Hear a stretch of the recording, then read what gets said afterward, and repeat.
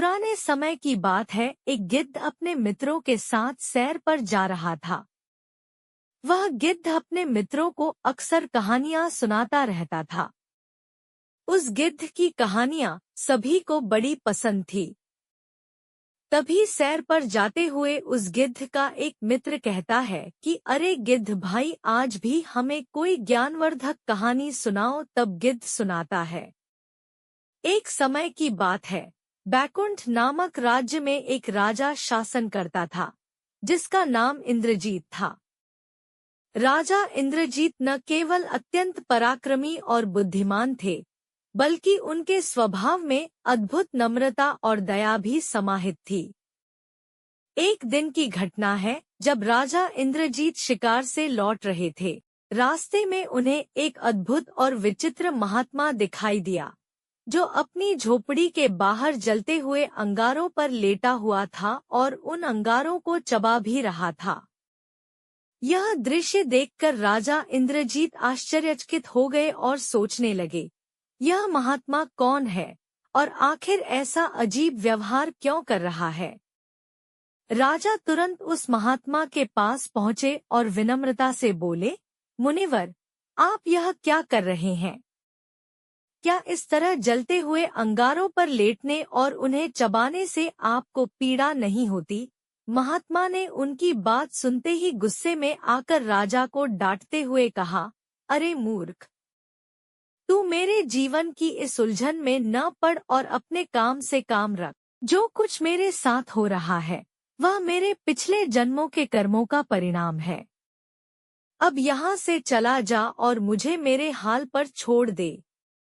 राजा इंद्रजीत यह सुनकर स्तब्ध रह गए और गहरी सोच में डूबे हुए अपने रास्ते पर आगे बढ़ गए। महल लौटने के बाद भी राजा का मन विचलित रहा। वे बार बार यही सोचते रहे कि उस महात्मा ने पिछले जन्म में ऐसा कौन सा पाप किया होगा जिसके कारण उसे इस जन्म में इतना कठोर दंड भोगना पड़ रहा है। रात को सोते समय भी राजा के मन से वह दृश्य नहीं गया।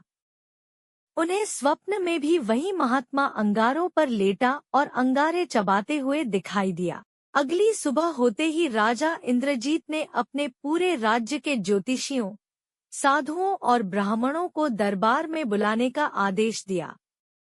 जब सभी विद्वान और संत दरबार में एकत्र हुए, तो राजा ने गंभीरता से कहा, आदरणीय विद्वानों और संतजनों, मैंने आप सबको यहाँ इसलिए बुलाया है कि मैं एक अद्भुत घटना से अत्यधिक विचलित और परेशान हूँ। अब मैं आपसे इसका समाधान जानना चाहता हूँ। मैंने अपने पिछले जन्म में ऐसा कौन सा पुण्य किया होगा, जिसकी वजह से इस जन्म में मैं राजा बना हूँ? राजा ने गंभीर स्वर में कहा। फिर उन्होंने अपने मन में उठ रहे दूसरे सवाल को भी सामने रखा, और उस बूढ़े महात्मा ने ऐसा कौन सा घोर पाप किया होगा, जिसके चलते वह इस जन्म में दिन रात अंगारे चबाने और अंगारों पर लेटने को मजबूर है। राजा ने अपने दरबार में उपस्थित सभी ज्योतिषियों और विद्वानों से कहा, यदि आप लोग मेरे इन प्रश्नों का उत्तर देने में सफल हो गए, तो आपको मेरी ओर से भरपूर सम्मान और इनाम मिलेगा। लेकिन यदि आप इस प्रश्न का उत्तर नहीं दे सके, तो आपकी स्थिति गंभीर होगी और आपको अपने जीवन का बलिदान करना पड़ेगा। राजा की कठोर और गंभीर बात सुनकर दरबार में मौजूद सभी लोग घबरा गए। उनमें आपस में हलचल और फुसफुसाहट शुरू हो गई। सभी एक दूसरे से सलाह-मशविरा करने लगे, लेकिन किसी को भी इस जटिल प्रश्न का उत्तर सूझ नहीं रहा था। काफी विचार विमर्श करने के बाद सभी ने मिलकर राजा से कहा, महाराज, आपका प्रश्न अत्यंत कठिन है और इसका उत्तर तुरंत देना असंभव है। हमें इस प्रश्न का समाधान खोजने के लिए कम से कम 6 महीने का समय चाहिए। राजा ने उनकी बात सुनकर गंभीरता से कहा, ठीक है, मैं आप सभी को 6 महीने का समय देता हूँ। लेकिन ध्यान रहे, यदि 6 महीने के बाद भी आप मेरे प्रश्न का उत्तर नहीं दे पाए, तो आप सभी को अपनी मृत्यु के लिए तैयार रहना होगा। यह चेतावनी सुनकर सभी विद्वान और ज्योतिषी गहरे चिंता और भय में डूब गए। 6 महीने तक उन्होंने इस प्रश्न पर बहुत विचार किया, लेकिन तमाम प्रयासों के बावजूद किसी के भी मन में राजा के प्रश्न का समाधान नहीं आया। 6 महीने की अवधि समाप्त होने के बाद सभी विद्वान एकत्र हुए और आपस में चर्चा करने लगे। उनमें से एक ने कहा, हम सभी ने अपनी पूरी क्षमता लगाई, लेकिन किसी को भी राजा के प्रश्न का उत्तर नहीं मिला। अब तो हमारी मृत्यु निश्चित है। हमें बचने का कोई उपाय नहीं दिखता। जब वे सभी अपने निकट आती मृत्यु की आशंका से भयभीत और चिंतित थे, तभी वहां एक अत्यंत वृद्ध और अनुभवशील ब्राह्मण प्रकट हुआ। उस वृद्ध ब्राह्मण ने उनकी उदासी और निराशा को देखकर पूछा, विद्वान भाइयों, आप लोग इस प्रकार चिंतित और परेशान क्यों बैठे हुए हैं? क्या आप मुझे अपने इस दुख और उदासी का कारण बताएंगे? हो सकता है मैं आपकी कोई सहायता कर सकूं। वे सभी विद्वान और ज्योतिषी बोले, ब्राह्मण देवता, हम तो अपनी मृत्यु का समय गिन रहे हैं। इसके बाद उन्होंने उस महात्मा और राजा के प्रश्न से संबंधित पूरी बात उस वृद्ध ब्राह्मण को विस्तार से सुनाई।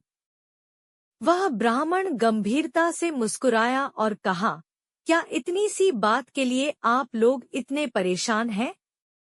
आप चिंता करना छोड़ दीजिए और मुझे राजा के पास ले चलिए। मैं उनके कठिन प्रश्न का समाधान कर दूंगा। जब वे ब्राह्मण को लेकर राज दरबार में पहुंचे, तो राजा इंद्रजीत ने उत्सुकता और गंभीरता से पूछा, क्या आप सभी ने मेरे प्रश्न का उत्तर खोज लिया है? इस पर एक ज्योतिषी ने कहा, हाँ महाराज, यह वृद्ध ब्राह्मण आपके प्रश्न का उत्तर देंगे। राजा ने ब्राह्मण की ओर देखते हुए कहा, ठीक है ब्राह्मण देवता, अब आप ही मेरे प्रश्न का उत्तर दीजिए। ब्राह्मण ने शांत स्वर में कहा, सुनिए राजन, जंगल के पास वह व्यक्ति जिसे आपने अंगारे खाते और अंगारों पर लेटे हुए देखा था, वही आपके प्रश्न का उत्तर देगा। राजा ने विस्मय से कहा, क्या वही महात्मा मेरे प्रश्न का उत्तर देगा? ब्राह्मण ने दृढ़ता से कहा, हाँ महाराज, आपको उसी से अपने प्रश्न का उत्तर प्राप्त होगा। अगले ही दिन राजा इंद्रजीत ने अपने मंत्रियों को कुछ दिनों के लिए राज्य का कार्यभार सौंप दिया। वह साधारण वेशभूषा धारण करके महात्मा से मिलने के लिए निकल पड़े। दिन ढलते ढलते राजा उस महात्मा की झोपड़ी के पास पहुंच गए। वहां उन्होंने देखा कि महात्मा हमेशा की तरह जलते हुए अंगारों पर लेटा हुआ था और उन्हें चबा भी रहा था। राजा को देखते ही महात्मा ने कठोर स्वर में पूछा, तू कौन है और यहाँ क्यों आया है? चला जा यहाँ से। राजा ने नम्रता से उत्तर दिया, महाराज, मेरा नाम इंद्रजीत है। मैं बैकुंठ राज्य का राजा हूँ और आपके पास अपने एक प्रश्न का उत्तर जानने आया हूँ। महात्मा ने रुक्ष स्वर में कहा, तो पूछो, क्या पूछना चाहते हो? राजा ने कहा, मैं यह जानना चाहता हूँ कि मैंने अपने पिछले जन्म में ऐसा कौन सा पुण्य किया था जिसके कारण इस जन्म में मैं राजा बना हूँ। और आप महात्मा ने बात काटते हुए कहा, बस राजन, मैं समझ गया कि तुम आगे क्या पूछना चाहते हो। सुनो राजन, मैं तुम्हारे इस प्रश्न का उत्तर नहीं दे सकता। हाँ, इसका उत्तर केवल तुम्हें स्वयं खोजना होगा। हाँ, इस स्थान से लगभग 100 मील की दूरी पर एक और महात्मा बाबा रहते हैं। वे दिनरात केवल राख का सेवन करते हैं और उसी पर लेटे रहते हैं। वही व्यक्ति तुम्हारे प्रश्न का उत्तर देने में सक्षम है। पहले महात्मा ने राजा से कहा। राजा इंद्रजीत ने महात्मा की बात को ध्यानपूर्वक सुना और तुरंत वहां से आगे बढ़ने का निर्णय लिया। चलते चलते राजा के मन में कई सवाल उमड़ने लगे। यह कितनी अजीब बात है कि एक और महात्मा राख खाता है। क्या इसके पीछे भी कोई पुराना जन्म का कारण हो सकता है? अगले दिन प्रातःकाल होते ही राजा उस महात्मा की कुटिया पर जा पहुंचे, जिसका जिक्र पहले महात्मा ने किया था।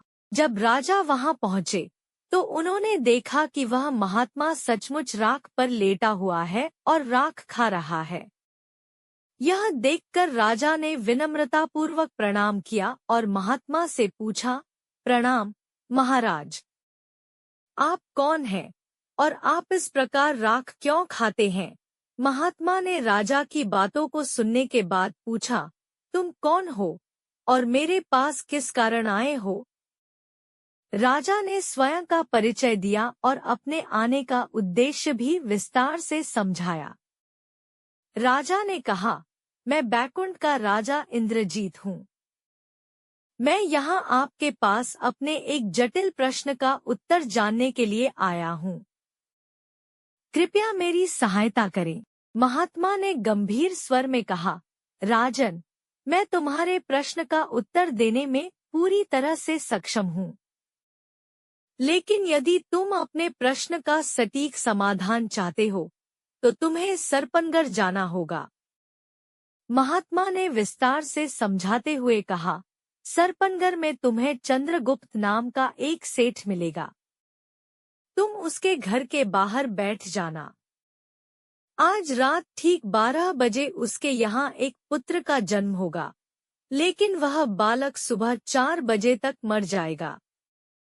जब सेठ उस बालक को जंगल में ले जाकर जमीन में दफनाकर लौट आए, तब तुम उस स्थान पर जाकर उस बच्चे को जमीन से बाहर निकालना और उससे अपना प्रश्न पूछना। वह बच्चा तुम्हारे प्रश्न का उत्तर जरूर देगा। महात्मा की बात सुनकर राजा ने कहा, ठीक है महाराज, मैं ऐसा ही करूँगा। इसके बाद राजा ने महात्मा से विदा ली और सरपनगर की ओर प्रस्थान किया। दिन ढलने से पहले राजा सरपनगर पहुंच गए। वहां पहुंचकर उन्होंने सेठ चंद्रगुप्त का घर ढूंढा और उसके घर के बाहर चुपचाप बैठ गए। थोड़ी ही देर में सेठ चंद्रगुप्त ने राजा को अपने घर के बाहर बैठे हुए देखा और आश्चर्यचकित होकर पूछा, तुम कौन हो और मेरे घर के बाहर इस प्रकार क्यों बैठे हो? हाँ, तुम यहाँ क्यों बैठे हो? कहीं तुम्हारा इरादा कुछ चुराने का तो नहीं? सेठ चंद्रगुप्त ने कड़ी नजरों से राजा को देखते हुए कहा। राजा ने विनम्रता से उत्तर दिया, सेठ जी, ऐसी कोई बात नहीं है। मैं बस एक साधारण राहगीर हूँ, जो थकान के कारण यहाँ बैठ गया है। राजा ने थोड़ा रुककर कहा, लेकिन सेठ जी, मैं आपको एक बात बताना चाहता हूँ। आज रात ठीक 12 बजे आपके घर एक पुत्र का जन्म होगा। सेठ चकित होकर बोला, यदि तुम्हारी यह बात सच निकली तो मैं न केवल तुम्हारा मुंह लड्डुओं से भर दूंगा, बल्कि तुम्हें बहुत सारी अशर्फियां भी दूंगा। रात होते होते ठीक 12 बजे सेठ की पत्नी ने एक पुत्र को जन्म दिया। यह देख सेठ बहुत प्रसन्न हुआ और खुशी से बाहर की ओर भागा। राजा उसी समय भी सेठ के घर के बाहर बैठा हुआ था। सेठ ने बाहर आकर कहा, लो मेरे अजनबी दोस्त, तुम्हारी भविष्यवाणी सच निकली। अब जी भरकर मुंह मीठा करो और यह अशर्फियों से भरी थैली भी रख लो। तुमने मेरी खुशी को दुगना कर दिया है। राजा ने शांत स्वर में कहा, सेठ जी, यह खुशी क्षणिक है। आपका पुत्र सुबह 4 बजे तक जीवित नहीं रहेगा। सेठ ने राजा की बात सुनकर गुस्से और अविश्वास से कहा, तुम्हारी यह मजाल कि मेरे सामने ऐसी अशुभ बात करो? तुम्हें शर्म नहीं आती? सेठ ने तुरंत गुस्से से चिल्लाकर अपने नौकरों को बुलाया और कहा, इस आदमी को फौरन यहाँ से उठाकर सड़क पर फेंक दो। ध्यान रहे, यह मनहूस दोबारा मेरे घर में न घुसने पाए। सेठ के नौकर तुरंत आए और राजा को पकड़कर बाहर सड़क पर फेंक दिया। इसके बाद वे नौकर वापस घर लौट गए। सड़क पर पड़ा राजा सोचने लगा, मेरी बातों से सेठ जी को जो कष्ट हुआ है, उसके सामने यह अपमान कुछ भी नहीं है। राजा धीरे धीरे सड़क से उठा और अपने घोड़े के पास गया। फिर उसने घोड़े को संभालकर सेठ के घर से कुछ दूर जाकर एक गुप्त स्थान पर छिपकर बैठने का निश्चय किया। वहां से वह इस पूरी घटना पर नजर रखने के लिए तैयार हो गया। सुबह ठीक 4 बजे सेठ चंद्रगुप्त के पुत्र का निधन हो गया। घर से विलाप और करुणा भरी चीखें सुनाई देने लगी। सेठ की पत्नी रुदन करते हुए कह रही थी, मेरा लाल, मेरा बच्चा, तुम मुझे छोड़कर कहाँ चले गए? सेठ भी बेहद दुखी स्वर में बोला, हे ईश्वर, यह क्या हो गया? हमारे मासूम बेटे को भी तुमने हमसे छीन लिया। राजा चित्रसेन, जो दूर से यह सब सुन रहा था, सोचने लगा, आखिरकार वह मासूम दुनिया से चला ही गया। शायद भगवान की यही इच्छा थी। कुछ समय बाद सेठ ने अपनी पत्नी से कहा, अब रोने से क्या होगा भाग्यवान? जो होना था वह तो हो गया। उसने गहरी सांस लेते हुए आगे कहा, वह अजनबी जो कल मेरे घर के बाहर बैठा था, उसकी भविष्यवाणी सही साबित हुई। अब मुझे बच्चे का शव दे दो, मैं इसे जंगल में ले जाकर अंतिम संस्कार कराऊं। सेठ की पत्नी अपने बच्चे के शव को अपने सीने से लगाए हुए जोर से चिल्लाई, नहीं, मैं अपने लाल को तुम्हें नहीं दूंगी। कोई मुझसे इसे छीन नहीं सकता। वह बिलखती रही, लेकिन सेठ ने उसे शांत करने की कोशिश की। बड़ी मुश्किल से उसे समझा बुझाकर और सांत्वना देकर वह बच्चे के शव को लेकर कुछ व्यक्तियों के साथ जंगल की ओर चल पड़ा। जंगल में पहुंचकर उन्होंने बच्चे के शव को गड्ढे में गाड़ दिया और भारी मन से वापस अपने घर लौट गए। सभी के नजरों से ओझल हो जाने के बाद राजा इंद्रजीत चुपके से उस स्थान पर पहुंचा जहां बच्चे को दफनाया गया था। उसने बिना समय गंवाए गड्ढा खोदना शुरू किया। जैसे ही राजा ने बच्चे के शव को बाहर निकाला, कुछ चमत्कारी घटित हुआ। बच्चा अचानक जीवित हो उठा और राजा से पूछा, तुमने मुझे इस जमीन से बाहर क्यों निकाला? राजा ने नम्रतापूर्वक उत्तर दिया, मैंने तुम्हें इसलिए बाहर निकाला ताकि तुम मुझे यह बता सको कि मैंने अपने पिछले जन्म में ऐसा कौन सा पुण्य किया था जिसकी वजह से मुझे इस जन्म में राजा बनने का सौभाग्य प्राप्त हुआ। फिर राजा ने विस्तार से पूरी बात उसे दोहरा दी जिससे वह वहां तक पहुंचा था। बच्चे ने गहरी सांस लेते हुए कहा, सुनो राजन, तुम्हें जो पहले महात्मा मिला और फिर दूसरा साधु, वे दोनों वास्तव में मैं ही था। हमारे पिछले जन्म में हम 4 भाई थे और अत्यंत गरीब थे। हमें अपना पेट भरने के लिए भीख मांगनी पड़ती थी। 3 दिन तक हमने लाख कोशिशें की, लेकिन हमें कहीं से भी भोजन प्राप्त नहीं हुआ। भूख से बेहाल होकर हमारी परीक्षा ली जा रही थी और हम चारों भाई भूख से बुरी तरह व्याकुल होकर छटपटाने लगे। चौथे दिन जब हमारी हालत और भी खराब हो गई, तब तुम अकेले ही भोजन की तलाश में भीख मांगने निकले। पूरे दिन कठिन परिश्रम और भीख मांगने के बाद तुम्हें केवल 4 सूखी रोटियां ही मिल पाईं। घर लौटने के बाद तुमने स्वयं अपने हाथों से उन रोटियों को गर्म किया और फिर 3 रोटियां हमें, यानी अपने तीनों भाइयों को दी। आखिरी रोटी अपने लिए रखी। लेकिन इससे पहले कि हम में से कोई भी रोटी का एक टुकड़ा अपने मुंह में रख पाता, अचानक एक भूखा ब्राह्मण हमारे द्वार पर आ पहुंचा। वह करुणा भरे स्वर में बोला, बेटा, ईश्वर के नाम पर मुझे भी कुछ खाने को दे दो। मैं कई दिनों से भूखा हूँ और मेरी हालत अब और खराब होती जा रही है। राजन, उस ब्राह्मण ने सबसे पहले हमारे उस भाई से भोजन मांगा जो इस जन्म में तुम्हें अंगारे खाने वाले महात्मा के रूप में मिला था। लेकिन उस समय हमारा वह भाई भूख के कारण अत्यधिक गुस्से में था। उसने ब्राह्मण को क्रोध भरे स्वर में कहा, 3 दिनों की भूख के बाद ये एकमात्र रोटी मिली है। अगर मैंने यह भी तुम्हें दे दी तो क्या मैं अंगारे खाऊं? जाओ, यहाँ से चले जाओ। और राजन, तुमने देखा ही होगा कि वह भाई अब इस जन्म में अंगारे ही खा रहा है और अंगारों पर ही लेटता है। इसके बाद ब्राह्मण ने हमारे दूसरे भाई से भी भोजन मांगा जो इस जन्म में राख खाने वाले महात्मा के रूप में तुम्हें मिला था। लेकिन हमारे दूसरे भाई ने भी उसी क्रोध और कठोरता के साथ ब्राह्मण को जवाब दिया। उसने कहा, मैं पहले ही भूख से बेहाल हूँ। यह रोटी मेरी जान बचा सकती है। मैं इसे नहीं दे सकता। जाओ, कहीं और से मांगो। राजन, वही दूसरा भाई अब इस जन्म में राख खाता है और राख पर ही सोता है। फिर वह ब्राह्मण मुझसे रोटी मांगने आया।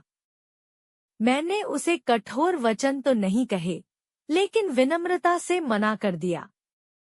और जैसा तुमने देखा, इस जन्म में मुझे बिना भिक्षा दिए ही मर जाना पड़ा। अंत में जब ब्राह्मण ने तुमसे रोटी मांगी, तो तुमने बिना किसी संकोच के अपनी रोटी उसे खुशी खुशी दे दी। ब्राह्मण ने आशीर्वाद देते हुए कहा, ईश्वर तुम्हें हमेशा सुखी और संपन्न रखें। तुम्हारी दयालुता का फल तुम्हें अवश्य मिलेगा। उसी आशीर्वाद के प्रभाव से राजन, तुम इस जन्म में राजा बने और इतने बड़े राज्य के स्वामी हो।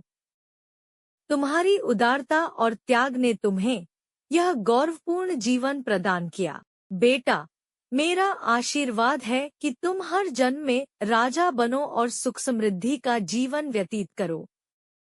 यही कारण है, राजन, कि उस एक रोटी के पुण्य प्रताप से तुम इस जन्म में राजा बनकर जीवन का आनंद ले रहे हो। यह सुनने के बाद राजा इंद्रजीत ने बच्चे से विनम्रता पूर्वक पूछा, लेकिन क्या तुम मुझे यह बता सकते हो कि उन दोनों साधुओं को इस कष्टदायक जीवन से किस प्रकार मुक्ति मिल सकती है? बच्चे ने गंभीर स्वर में उत्तर दिया, वे दोनों भी अब अपने जीवन की अंतिम अवस्था में हैं और अपने पापों का प्रायश्चित कर चुके हैं। उनके इस कष्ट का अंत भी जल्द ही होने वाला है। उन्हें इस पीड़ा से मुक्ति मिल जाएगी। इतना कहकर बच्चा पुनः मृत हो गया। राजा को अब अपने सभी प्रश्नों के उत्तर मिल चुके थे। उसने बच्चे के शव को पुनः आदरपूर्वक उसी स्थान पर दफनाया और अपनी यात्रा समाप्त कर घोड़े पर सवार होकर अपने राज्य की ओर लौट पड़ा। अगले ही दिन राजा इंद्रजीत ने उन दोनों साधुओं के कष्टपूर्ण जीवन को समाप्त कर उनके अंतिम संस्कार का आयोजन किया। इसके साथ ही उसने उस वृद्ध ब्राह्मण को भी आदरपूर्वक बुलाया, जिसने उसे उन साधुओं के पास भेजा था। राजा ने राज्य भर के सभी ब्राह्मणों, ज्योतिषियों, साधुओं और गरीबों को अपने दरबार में आमंत्रित किया। दरबार में आए सभी अतिथियों को राजा ने सम्मान के साथ बहुत सारा धन, अनाज और वस्त्र दान किए। इसके बाद उन्होंने सभी को आदर सहित विदा किया। राज्य के लोग राजा की उदारता, परोपकार और दयालुता की बहुत प्रशंसा करने लगे। जाते समय सभी ने राजा इंद्रजीत के उज्जवल भविष्य, यश और दीर्घायु की कामना की। तो दोस्तों, इस प्रेरणादायक कहानी से हमें यह शिक्षा मिलती है कि दया, परोपकार और उदारता का फल कितना मीठा और सुखद होता है। हमें राजा इंद्रजीत की तरह हमेशा दूसरों पर दया करनी चाहिए और जरूरतमंदों की मदद के लिए आगे आना चाहिए। धन्यवाद।